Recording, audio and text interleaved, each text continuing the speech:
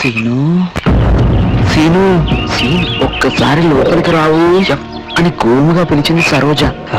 Scene లోపలికి వెళ్ళాడు. భర్త ఊళ్ళో లేకపోవడంతో సీనుని కలిసే అవకాశం దొరికింది సరోజకి. గట్టిగా కౌగిలించుకుంది. ఆమె శరీరం కంపిస్తోంది, పెదాలు వణుకుతున్నాయి. ఆమె జాకెట్ పై సీను చెయ్యి వేశాడు. ఇప్పుడే జాకెట్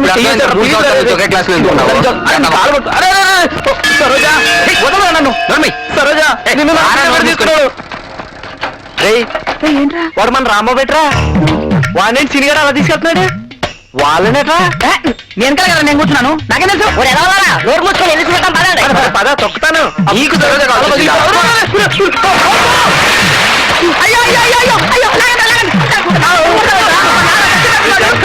నువ్వు దూకింది కాక మమ్మల్ని లాగేస్తావు. ఆ జాకెట్ మీరు చేసిన తర్వాత ఏం జరిగింది చెప్పరా?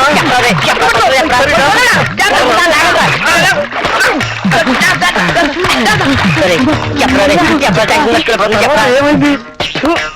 అదెందుకు అడుగుతావురా? ఎవరికంటా పడకుండా ఒంటరిగా చదువుదామని బుక్ తీసుకొచ్చారా? బుక్ తెరిచారా?